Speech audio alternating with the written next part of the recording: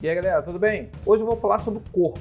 O corpo enquanto imagem, enquanto algo a ser lido, produzido, algo a ser transformado e algo a ser projetado. O corpo enquanto linguagem é a nossa matéria de hoje aqui no canal do Monteiro na Missão Enem. Vem comigo para essa aula de hoje.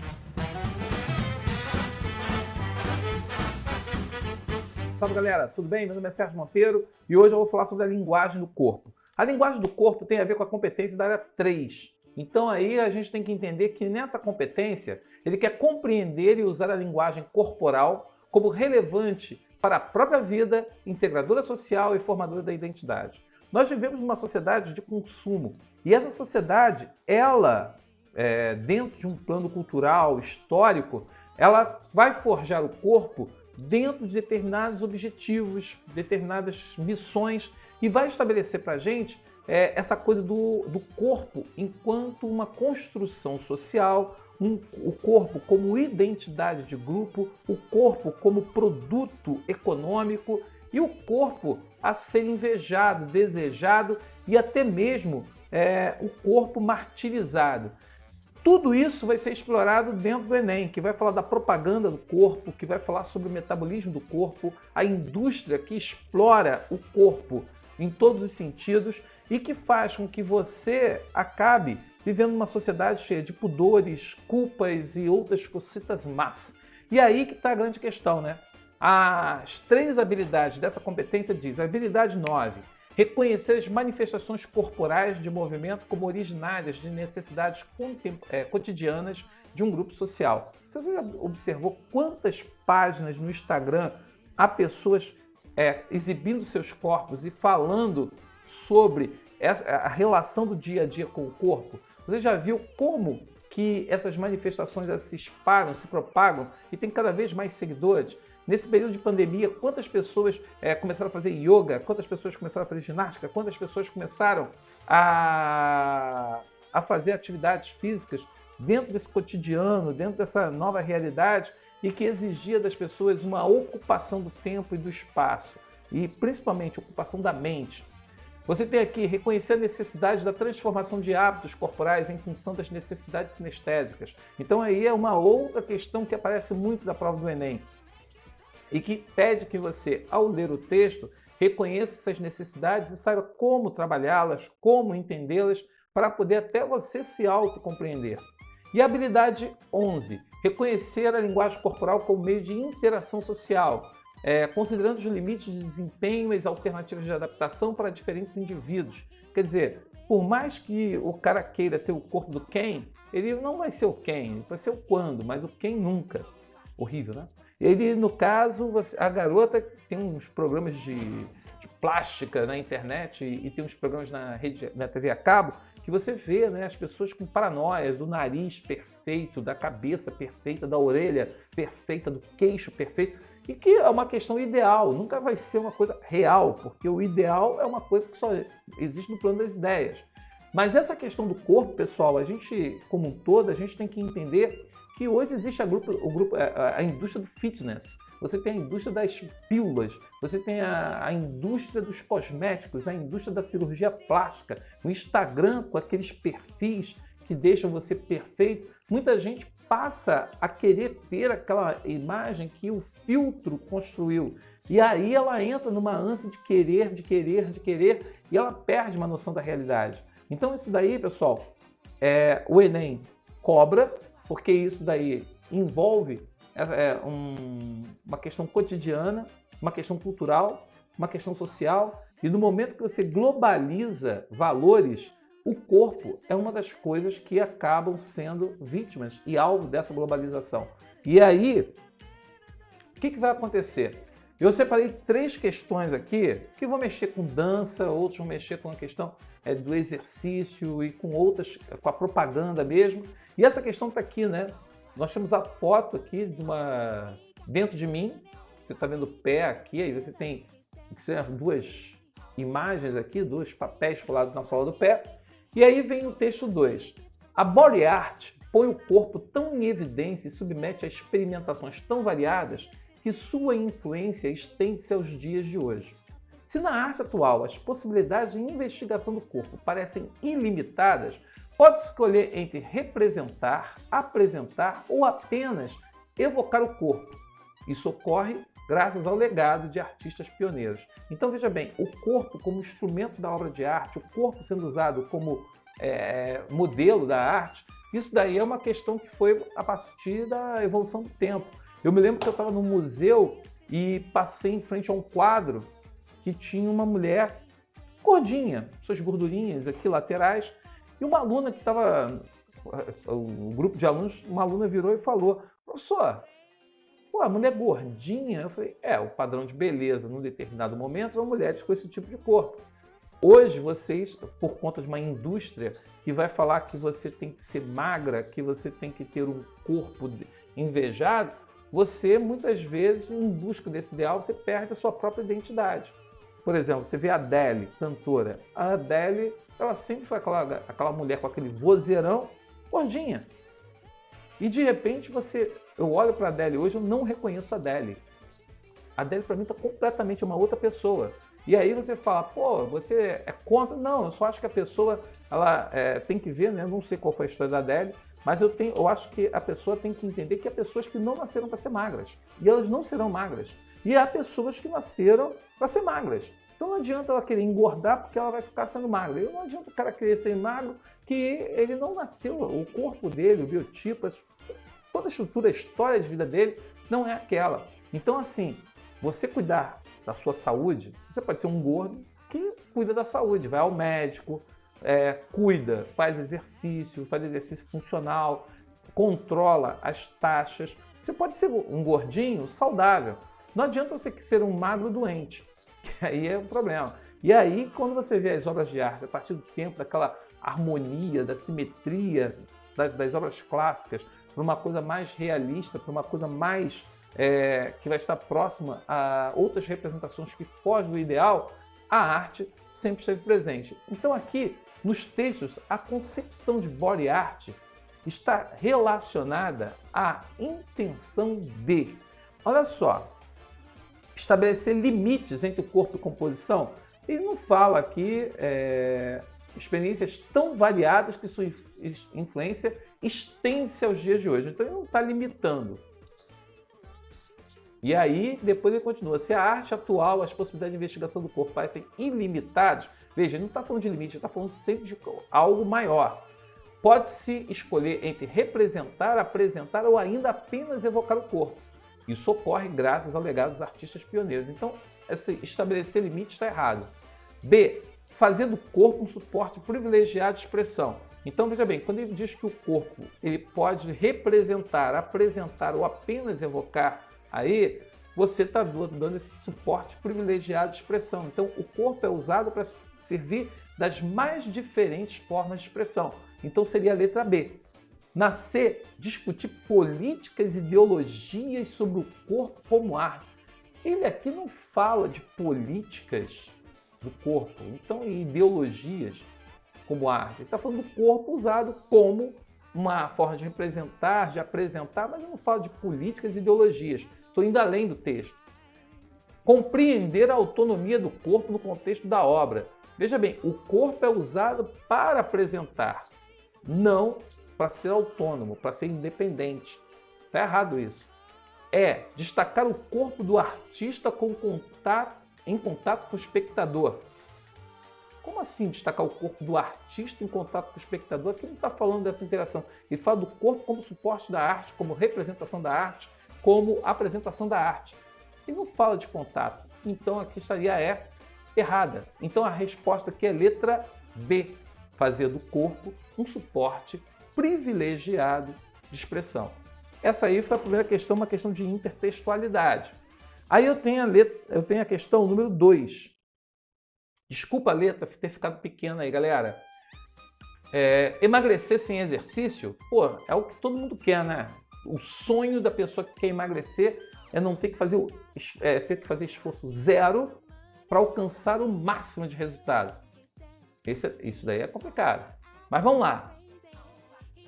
Veja que, deixa eu ver o enunciado, porque o texto é grande, para a gente não perder tempo de ler o texto, voltar aqui, subir. Vamos ver o que ele quer? Para convencer o leitor de que o exercício físico é importante, o autor usa a estratégia de divulgar que. Então ele está divulgando uma estratégia, ele usa a estratégia de divulgar o que para convencer você de que fazer exercício é importante. Vejamos, o hormônio aumenta a esperança de perder gordura sem sair do sofá. A solução viria em cápsulas.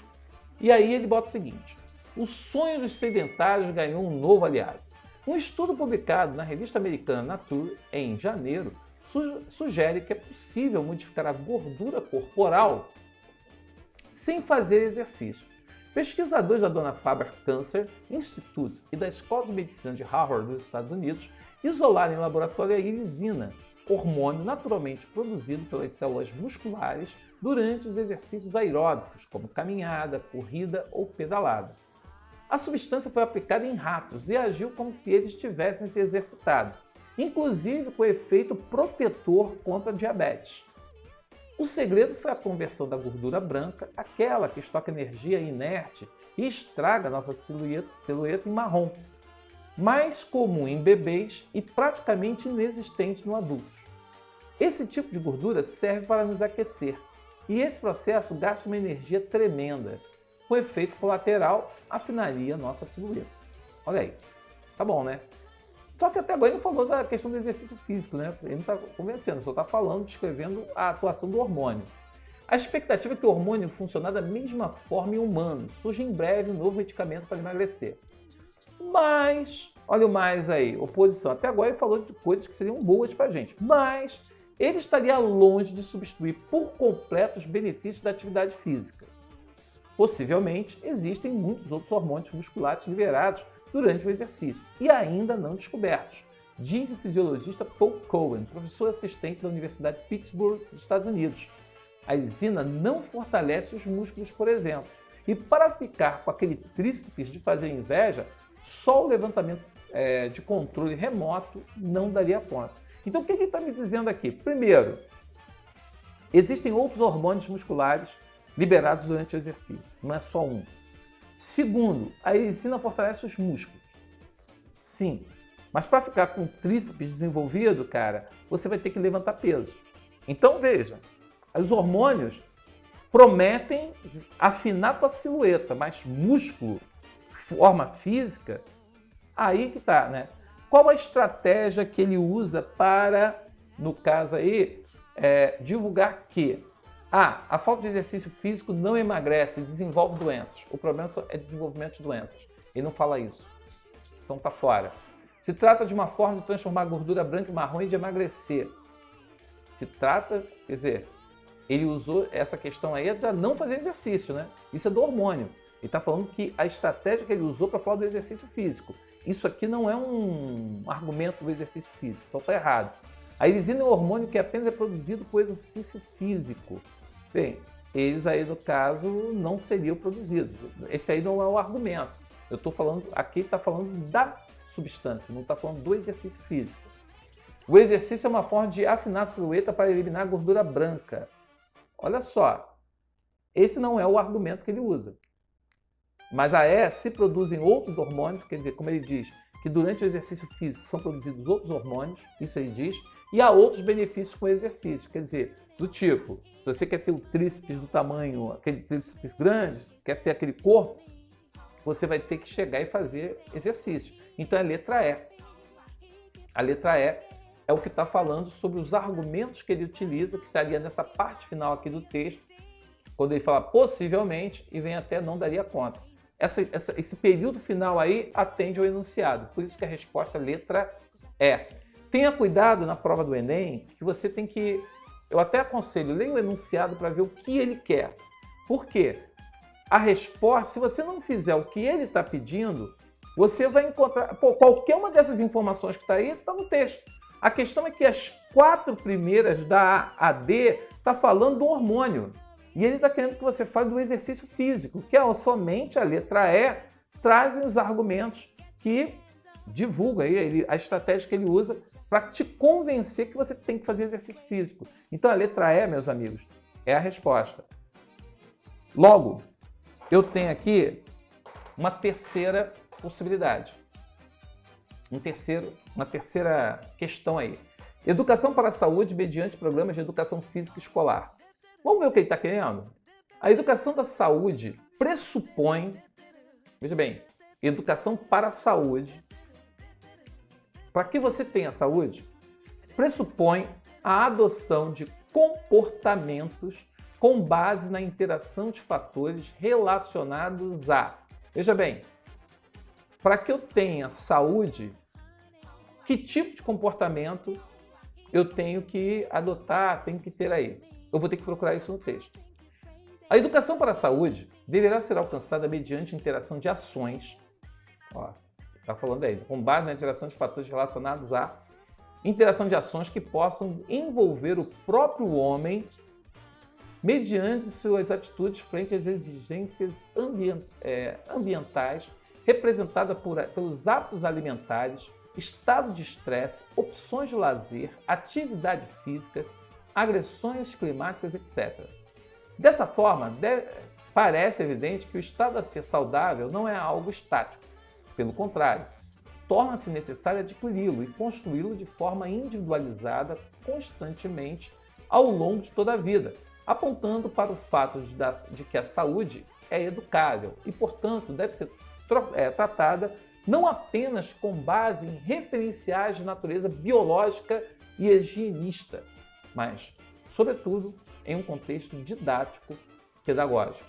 Bem, o cara está aqui falando para a gente que essas ações que possam envolver o próprio homem mediante suas atitudes frente às exigências ambientais. Então ele fala de hábitos alimentares, estado de estresse, opções de lazer, atividade física, agressões climáticas, etc. Então veja, eu tenho que adotar modelo de comportamento, um modelo de vida que vai me legitimar e que vai me trazer qualidade de vida.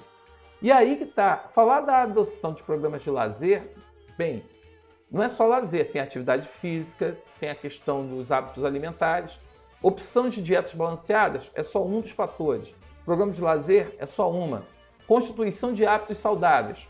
Hábitos saudáveis não é só hábitos alimentares, mas também hábitos alimentares, combate ao estresse, a questão da opção de lazer, isso são hábitos. Evasão de ambientes estressores, isso é apenas um fator. Realização de atividades físicas regulares, é só um fator. Veja, em uma opção, quando ele falar hábitos saudáveis, eu englobo as 4 outras informações, as 4 outras opções que nós temos aqui. Então, hábitos saudáveis quer dizer, é você mudar a sua alimentação, a prática do exercício, procurar cuidar do estresse, procurar se tratar e ter uma vida que seja ativa e não passiva. Então, a letra C está correta porque ela engloba as outras 4. E aí ficou letra C a resposta. Então, meus amigos, hoje eu falei sobre o corpo. A próxima aula eu vou falar sobre arte. E eu espero que você pegue outras questões. Sempre que você estiver fazendo questões que ele está falando de hábitos alimentares, exercícios físicos, falando sobre como que, de repente, uma alimentação interfere no funcionamento do corpo, a adoção da educação física dentro do ambiente escolar, todas essas questões têm a ver com a competência 3. Então, faça essas questões pensando naquelas informações que estão contidas no texto para que você não se perca e que você não erre a questão de bobeira. Tá bom? Então aí, deixa um like, curta a aula e indique o Missão Enem. Pessoal, a gente precisa mobilizar mais. Milhares de estudantes no Brasil estão sem aula e muitos não enxergam uma possibilidade. Acham que para ter uma aula de português, para fazer alguma coisa, tem que pagar. E aqui é gratuito, 0800. Então, conto com seu comentário, conto com sua ajuda e vamos fazer um Enem diferente. Juntos somos fortes e vamos à aprovação. Valeu, até o próximo encontro.